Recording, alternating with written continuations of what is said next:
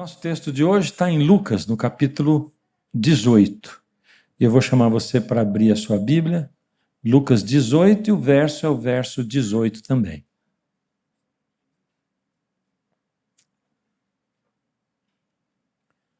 Texto bastante conhecido. Eu gosto de dizer que a gente tem que tomar cuidado quando o texto é conhecido, né? Porque senão a gente já diz, eu já sei, e perde os detalhes. Do verso 18 em diante diz assim: certo homem de posição perguntou para Jesus: bom mestre, que farei para herdar a vida eterna? Respondeu-lhe Jesus: por que me chamas bom?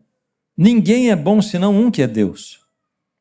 Sabes os mandamentos? Não adulterarás, não matarás, não furtarás, não dirás falso testemunho, honra teu pai e tua mãe.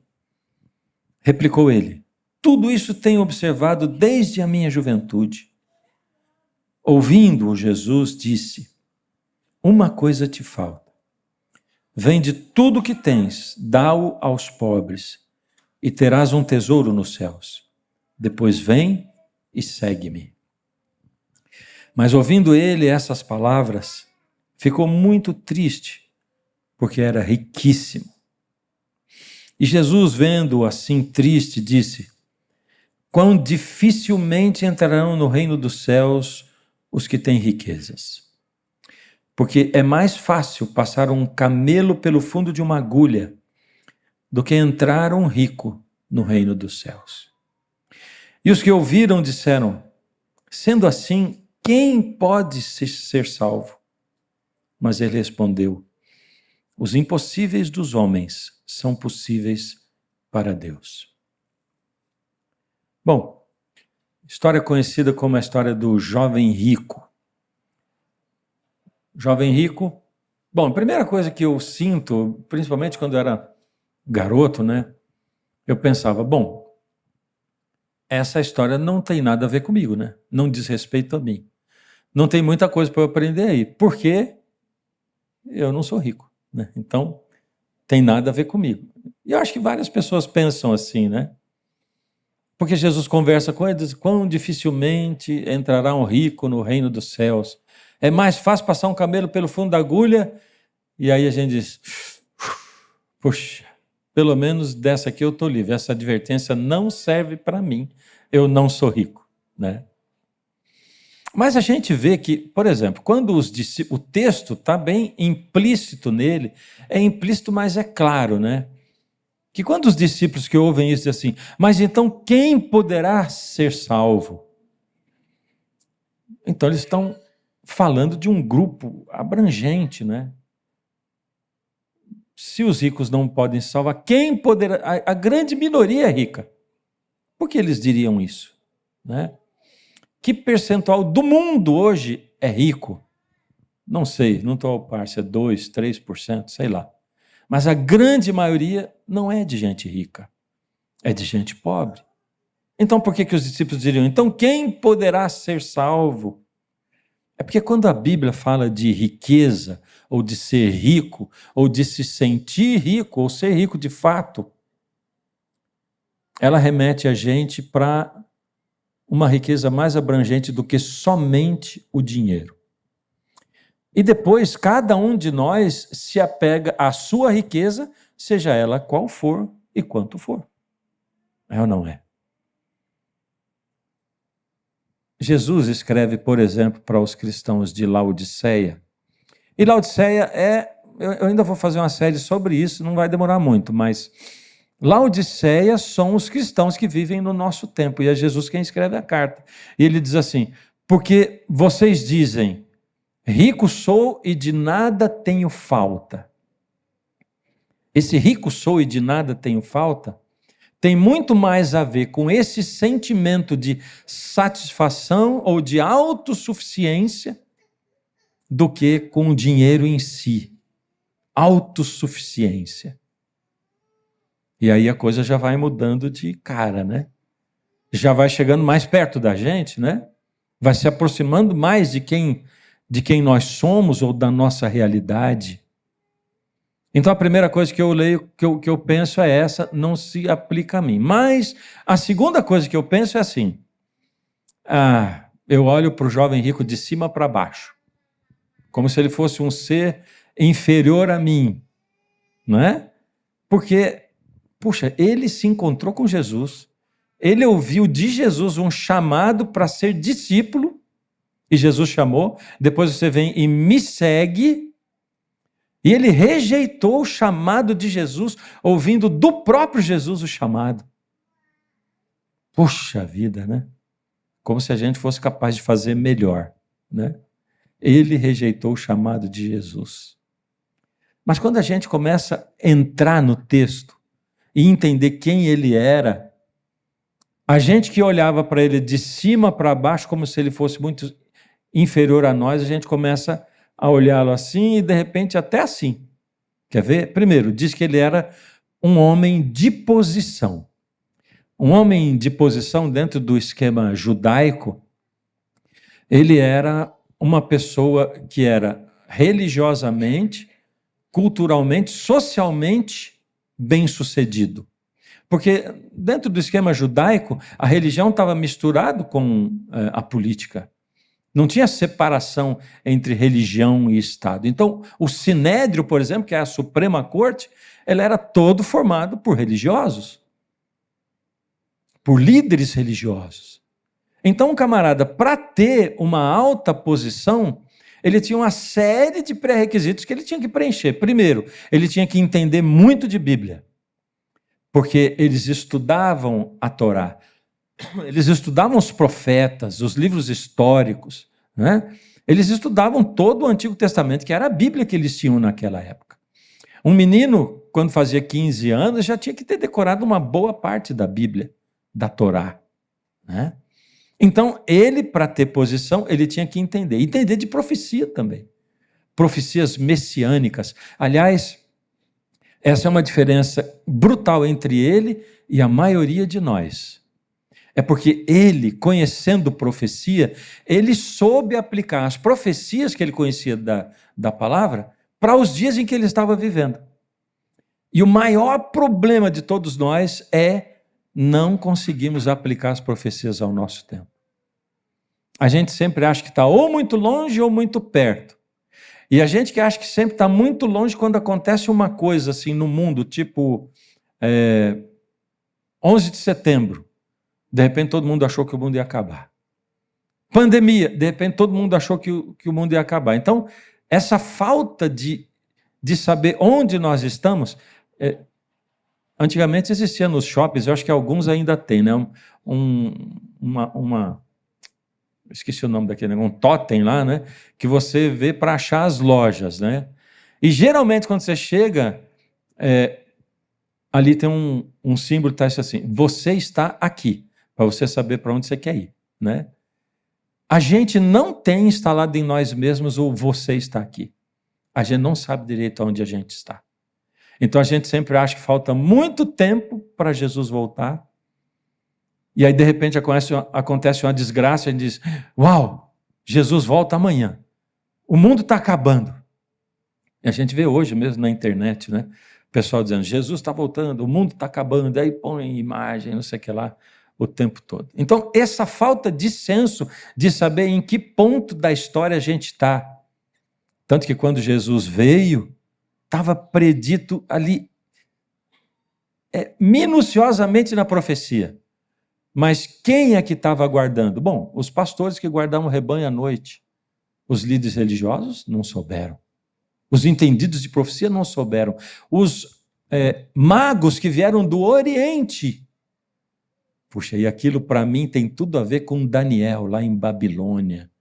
Na profecia esmiuçadinha, né, de Daniel, onde estava descrito ali quando surgiria o Messias, quando ele nasceria, e eles conseguiram ligar aquilo com, aí sim, a manifestação física do que Deus tinha dado como sinal, e eles seguiram a estrela e encontraram o menino. Magos vindo do Oriente. E cadê o povo que estudava a Bíblia? Não é?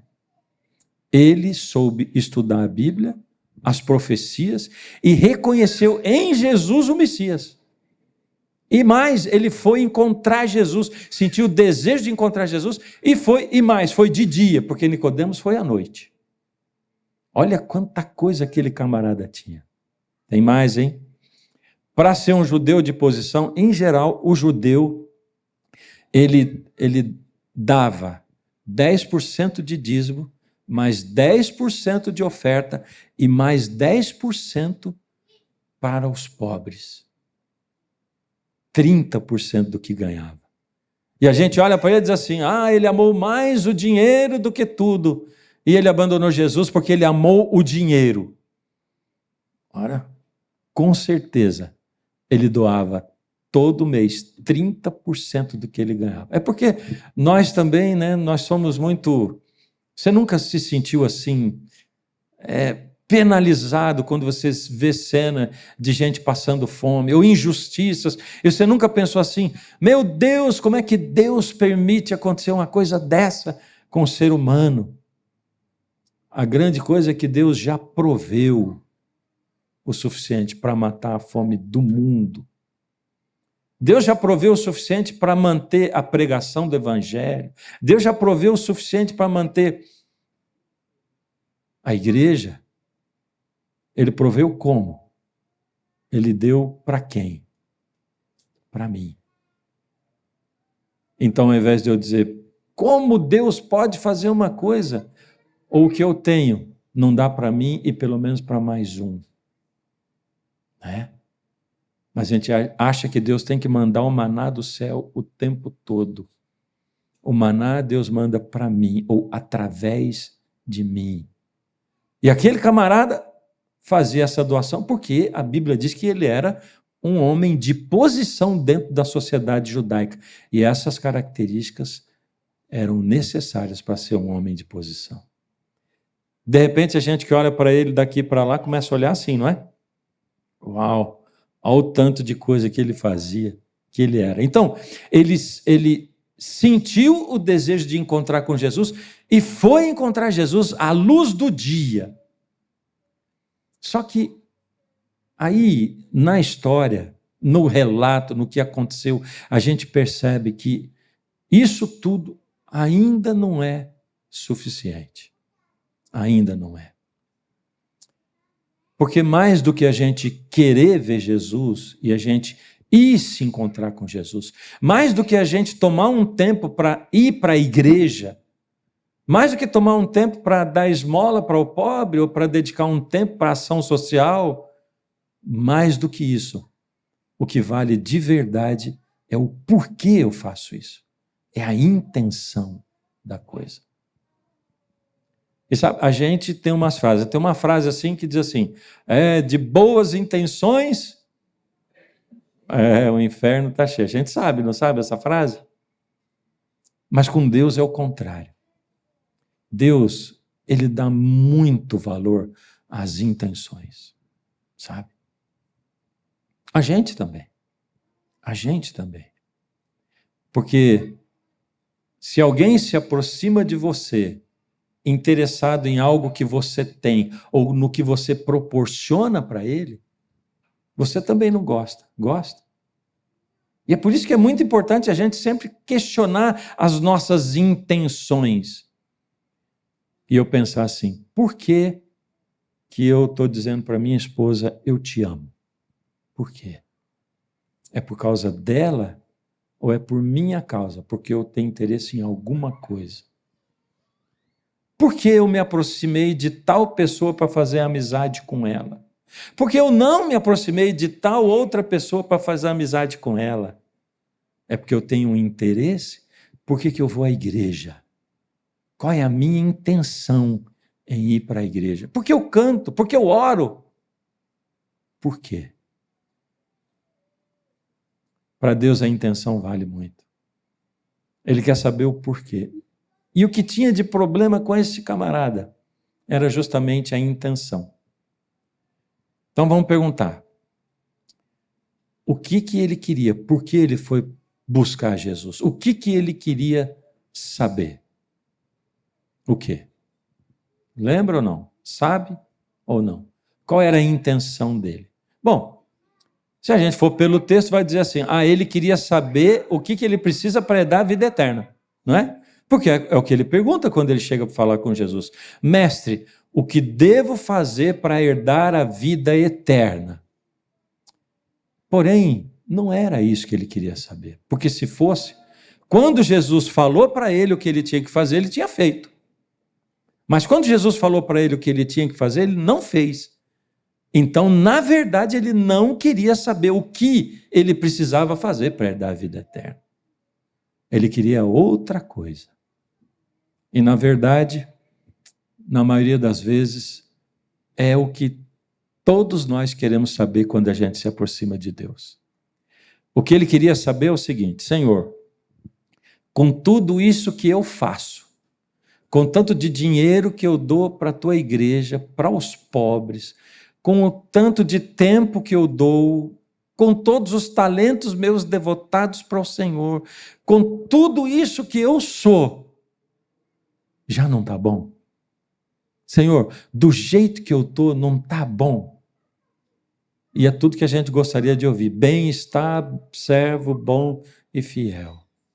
Bem-estar, servo bom e fiel. Ou seja, vem filho, vem filha. Do jeito que está muito bom. Não precisa mudar nada, está tudo certinho. Então, ele veio para falar com Jesus, com o passaporte espiritual dentro do bolso, prontinho, para dar para Jesus carimbar. Dizer, beleza, pode ir para o céu do jeitinho que você está. Aprovado.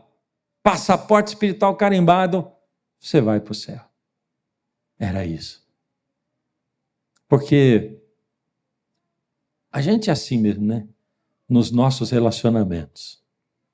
A gente gosta sempre de dar o mínimo indispensável. E quando se fala de Deus, então nem fala, né? É como se tivesse aqui uma linha divisória, aqui bem no meio, entre o certo e o errado. E Deus está lá e o errado totalmente está ali, o Satanás está lá. Mas aqui tem uma linha divisória. A partir daqui começa a ficar cinzento até chegar na zona escura.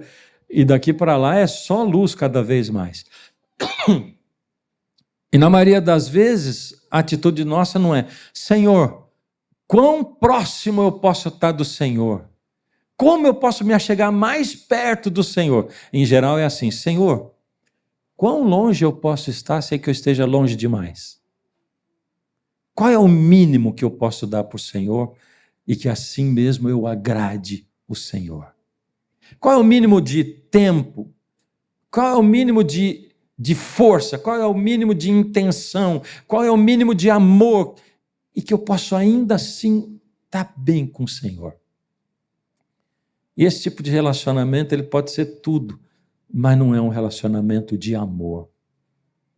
Porque não tem nenhum tipo de amor mais maluco, mais doido do que amor de mãe, de pai por filho. É ou não é? Porque o filho não faz nada para você amá-lo. Ele só existe, simplesmente. E você ama loucamente. Você faz tudo por ele. Você dá tudo por ele. Não tem nada que ele faça contrariando você que vai fazer você amar menos. Você pode sofrer por aquilo, mas parece que o amor ainda cresce mais, né? Você ainda faz tudo por ele. Isso é amor. Isso é amor. Então ele veio e perguntou para Jesus: Mestre, o que eu devo fazer para herdar a vida eterna? Mas Jesus sabia que ele não queria saber isso. Então Jesus entrou. Nós somos assim, a gente se comunica assim, né? Diz uma coisa querendo dizer outra, ou não? É ou não é? O tempo todo, né? Eu estou me lembrando aqui que em casa eu tenho umas atribuições também, né? Entre elas o negócio de levar o lixo para fora, né? E aí, um dia eu cheguei de viagem, faz uns anos, né? Tinha ficado fora, não me lembro quanto, mas pelo menos uma semana fora eu tinha ficado. Aí cheguei e a Maricel tinha acabado de fazer o almoço, a gente almoçou e tal. E depois do almoço, ela estava ali lavando louça e eu conversando com ela ali do lado da pia e tudo, num relacionamento tipo a cigarra e a formiga, sabe? Enquanto um trabalha, o outro entretém aquele que está trabalhando, né? A formiga era ela, né? Eu estava de cigarra ali na situação. Aí, quando acabou de lavar a louça, eu falei para ela, vamos lá na sala para a gente continuar batendo papo, né? Aí ela falou assim, espera um pouquinho, vai indo, eu já vou, porque eu ainda vou levar o lixo lá fora. Opa, entendeu? Na verdade, ela disse aquilo, mas ela não estava querendo dizer aquilo. O que ela estava querendo dizer? Já fiz o meu trabalho, vou fazer agora o seu folgado, né? Exatamente isso. Lógico, é que nem sempre a gente percebe, né? Mas ali eu percebi, olha só, eu digo, não, pode deixar que eu levo. Eu vou pegar o do banheiro também, já foi. A gente faz isso, diz uma coisa e querendo dizer outra. E ele chegou e disse isso, introduziu. Que devo fazer para herdar a vida eterna? E Jesus entrou na dele, né? Jesus usou o mesmo tipo de comunicação, diz assim, você conhece os mandamentos, né? Não matarás, não adulterarás, honra teu pai e tua mãe. E ele já se animou, né? Diz assim, uau, eu tenho feito isso desde pequeno, estou no caminho, não é? Devo estar bem, né? Aí Jesus diz, uma coisa te falta, uma coisa. E Jesus foi ao ponto, ele sempre vai ao ponto, sabe? É sempre muito legal vir à igreja, abrir a Bíblia e pregar, né? E falar de coisas que vão no coração, na alma, que emocionam. É muito legal ver você saindo daqui, puxa, estou saindo tão bem. Mas nem sempre quem se encontrava com Jesus saía bem assim, sabe? Nem sempre você vai ter que dizer sim para o seu filho. Nem sempre você vai passar a mão na cabeça dele. Muitas vezes você vai dizer não, não dá. Nem pensar. Tá maluco? Não é? E aí Jesus diz, uma coisa te falta. Vai, vende tudo que você tem. Dá o dinheiro para o ministério Jesus Cristo salva. Aliás, Judas é nosso tesoureiro, pode dar para ele o dinheiro. Foi isso que ele falou? Dá o dinheiro aos pobres. E no momento que você deu o dinheiro para os pobres, você depositou o teu dinheiro no banco do céu. Aí você vai ter um tesouro no céu, é o que Jesus falou. Aí você vem e me segue. Quem quer tesouro no céu? Fala para mim. Quem quer?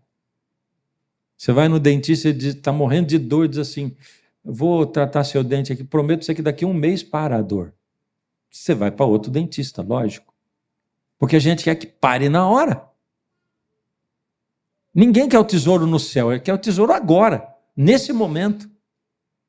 Nós queremos que a dor pare agora, nós queremos tudo para já, não para lá, para cá, não é? E é interessante que Jesus não falou... Poxa, eles tinham um dinheirinho, eles ganhavam ofertas para ir pregando, para comer, para as coisas que eles precisavam. Mas Jesus não mandou trazer o dinheiro para eles. Sabe por quê? É porque Deus não precisa do teu dinheiro e do meu dinheiro. Ele não precisa. Um dia eles tinham que pagar um imposto e Jesus falou para Pedro, vai lá no mar, pesca um peixe, dentro da boca dele vai ter uma moeda, você vai e paga o imposto. E é interessante, eu já preguei assim, perguntei isso em algumas igrejas, eu digo assim, Deus precisa do teu dinheiro e do meu? E o povo diz, não. Eu digo, e a igreja precisa? Em geral as pessoas dizem, sim. Está errado. A igreja não precisa do teu dinheiro e do meu dinheiro. Se você for olhar historicamente, os momentos em que a igreja foi mais fiel e cresceu mais, foram os momentos em que a igreja não tinha prédio, não tinha organização. A igreja primitiva se reunia nas casas, nas cavernas, escondido. Mesmo assim, eles ofertavam para pregar o evangelho, mas Deus não precisa do teu dinheiro e do meu. Sou eu que preciso tirar parte de mim. Eu que preciso doar do que eu sou, do que eu tenho. Eu é que preciso. Então Jesus diz, dá o dinheiro aos pobres e me segue. Na verdade, essa história, o âmago dela, tem a ver de verdade com uma coisa chamada entrega. Entrega. É o quanto de mim eu estou disposto a entregar para Deus. E assim, com Jesus não tem jeito. Ou eu entrego tudo, ou eu não amo. Ou eu confio tudo, ou eu não confio. Não tenho fé. Quanto Jesus pediu para o jovem rico entregar? Quanto? Tudo. Quanto Jesus pediu para Pedro entregar? Você lembra? Jesus encontrou com ele estava lavando redes na beira do rio, e Jesus falou: vem, me segue, eu vou fazer de você pescador de homens. E a Bíblia diz assim: e eles, deixando tudo, o seguiram. Não tem outra coisa. Ou é tudo, ou é nada. É assim o relacionamento com Jesus. Porque só quando eu estou disposto a entregar tudo que eu sou, é que Ele pode fazer alguma coisa na minha vida. É que o amor flui. No relacionamento humano é assim. Quando eu entrego tudo, eu sou capaz de amar, de me desarmar, de dar e de receber de fato.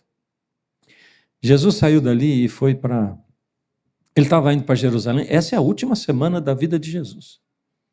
E ele estava indo para Jerusalém, no meio do caminho ele entrou numa cidade chamada Jericó, que era como um oásis no deserto.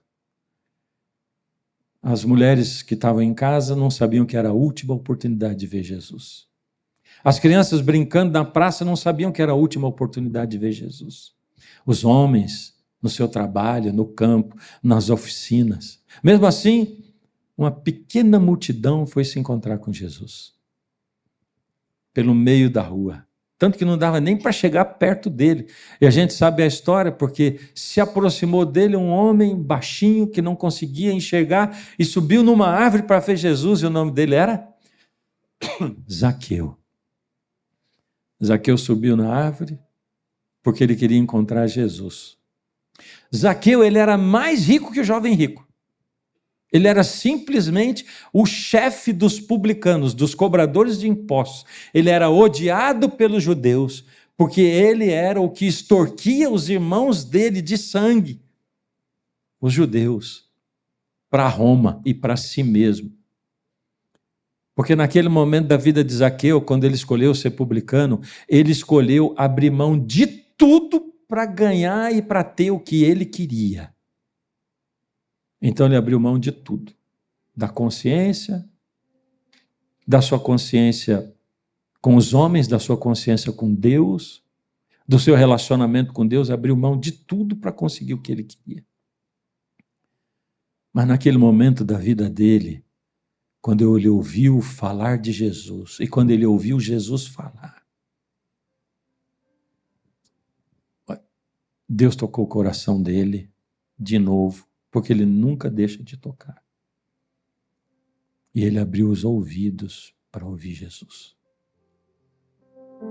Quando eu falo disso, eu me lembro do termo que Jesus usa quando ele conta a parábola do filho pródigo, que é o filho que se afastou de Deus, abandonou Deus, e em nome da liberdade ele se afundou e se afundou e se afundou. E Jesus diz assim, depois que ele estava lá no fundo do poço, comendo comida de porcos, tinha perdido tudo, Jesus usa um termo assim, caindo em si, disse.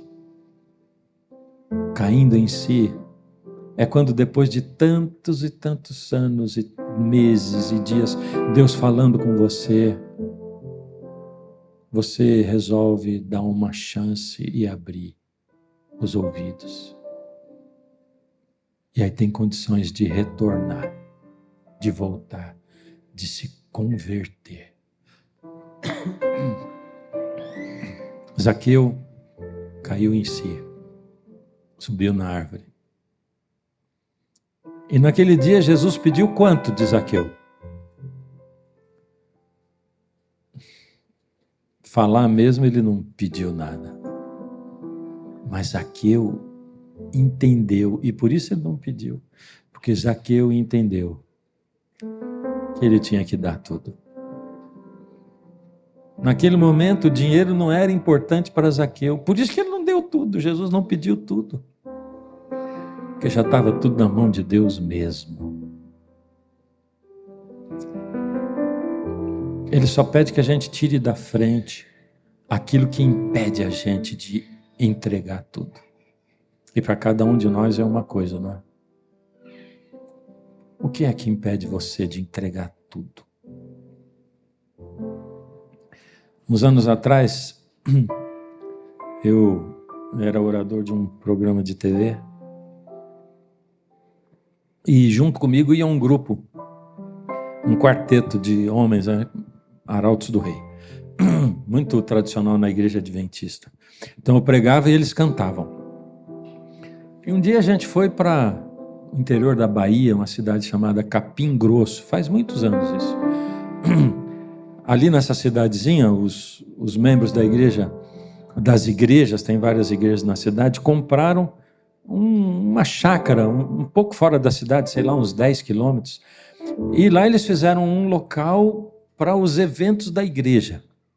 Então de domingo eles iam lá para comer juntos, mas fizeram uma arena. Eu não sei se cabem ali umas 1.000 pessoas, mas no fim de semana tinha mais de 3.000. Era muita gente naquela panela quente lá. Calor da Bahia, aquele povo caloroso, canta e tal, e o povo interessado em ouvir sermão. Então, sexta-noite, sábado o dia inteiro, domingo o dia inteiro, cantando e pregando ali para aquele povo. E quando chegou domingo de noite, já eram as 9:30 da noite, tinha acabado tudo. Os rapazes estavam enrolando cabo de microfone, essas coisas, porque às 4 da manhã a gente já ia sair para voltar para casa. E aí, enquanto eu estava ali, um senhor chegou do meu lado e falou assim: puxa, pastor, que coisa maravilhosa. Pastor, meu irmão ama a Voz da Profecia, que era o programa que eu representava. Poxa, que bacana, meu irmão e tal. Pastor, meu irmão ama quarteto, ele gosta de cantar em quarteto. Puxa, que bacana, meu irmão. As pessoas gostam de contar as coisas, né? Ele diz assim: mas pastor, o meu irmão está afastado de Jesus. Já faz mais de 3 anos já. Ah, que triste. E pastor, a vida dele virou de cabeça para baixo, porque ultimamente ainda brigou com os filhos. O último Natal dele foi uma desgraça, cada um para um lado, só tristeza. Que pena, meu irmão. Pastor, vamos lá fazer uma visita para o meu irmão? Mas peraí, meu irmão, porque, olha, a gente tem que sair 4 horas da manhã, né? Nós vamos ter que acordar umas 3 horas e tal, já é tarde. Teu irmão trabalha com o quê? Ah, ele é caminhoneiro. Eu digo, então ele deve estar dormindo. Já são quase 10. Eu disse, com certeza, mas a gente acorda ele, pastor. Mas pastor, quando que o senhor vai voltar aqui de novo? Oh, meu pai do céu. Tá bom, meu irmão, nós vamos. Vai? Vou. E vai levar o quarteto também? Vou levar o quarteto também, vamos lá. Tá. Bom, nós entramos no carrinho dele lá, e tinha um outro carro indo junto, né? Enquanto a gente ia, ele pegou o celular e já saiu ligando para um monte de gente. Olha, vocês estão indo lá na casa do meu irmão, não sei o que lá, papai. Eu falei, tá ligando mesmo? Liga para os filhos dele também, para estar. Já liguei e tal. Quando nós chegamos, levou uns minutos, assim, quando nós chegamos lá na casa do irmão dele, estava lotado de gente por lado de fora, assim, mas era muita gente. Era uma casa pequena. Quando nós entramos, a sala estava lotada, gente, tudo em pé, devia ter, sei lá, a sala devia caber uns 5, 10, mas tinha uns 30, 40 lá dentro. Todo mundo em pé, espremidinho um do lado do outro, e um silêncio sepulcral para não acordar um homem que estava dormindo. Todo mundo quietinho, nenhum barulho, né? Aí chegamos, entramos no clima, quietinho também, paramos bem no meio do povo, assim, corredorzinho que ia para os quartos. Aí o quarteto deu o tom lá e começou a cantar. É uma música que que se tornou quase que o hino nacional dos quartetos, né? Que é Jesus vem logo, estáis vós prontos, né? Aí eles cantavam a música e a gente ali esperando. De repente a portinha do corredor abriu, era a porta do quarto dele. Ele saiu de lá, botando a calça, cabelo desmanchado, esfregando o olho, porque ele tinha saído do escuro para o claro, e quando ele olhou assim, que ele viu que era o quarteto que estava ali no meio, desabou chorar, né? Chamei ele, fui lá, busquei, pus no meio também, pus a mão no ombro dele assim. E aí, naquele momento, tá todo mundo chorando junto. E eu com a mão no ombro dele aqui, dizendo: meu Deus, o que eu vou falar para esse homem? Não sei o que eu vou falar para ele, né? A música ela era assim, uma espada pontiaguda, né? Diz assim: se hoje a noite vier, como o encontrareis? Jesus vem logo, estáis vós prontos. Aí, o quarteto acabou de cantar. Aí eu olhei para ele e disse assim: a gente está aqui em nome de Jesus. E o que ele diz para você é assim: filho, por que você está tão longe assim? Por que você está andando por esses caminhos aí que você escolheu? Você está bem assim? Estou com saudade de você. Volta para casa, volta. Aí eu disse: o que você responde? Silêncio danado. E ele falou assim: pastor, o Espírito de Deus tem falado muito comigo. Eu quase que eu fui lá, mas não tive coragem. Porque depois que a gente sai, pastor, é difícil voltar. Mas eu queria te pedir um negócio: você me batiza. Eu quero ser batizado de novo. E aí você imagina a alegria daquele povo, todo mundo rindo e batendo palma e chorando ao mesmo tempo. Aí já chamei os filhos dele que estavam ali, eles se abraçaram, a família toda no meio assim. Uma cena, assim, um momento divino. Enquanto tudo aquilo acontecia, uma mulher puxava meu paletó assim: pastor, pastor, pastor, pastor. E eu levei até um tempo assim: o que foi, minha irmã? Disse: pastor, o meu marido está afastado faz 5 anos, né? E a gente mora do outro lado da rua. Vamos lá também. Aí já fomos para casa. Ela foi correndo na frente assim. Aí atravessamos a rua. Era mesmo do outro lado, um pouquinho para lá assim. Aí ela queria chegar na frente, mas era muito perto, né? Ela entrou e nós já entramos atrás. O marido dela estava na sala assistindo TV, um homem um pouco mais jovem ali, de uns 40 anos.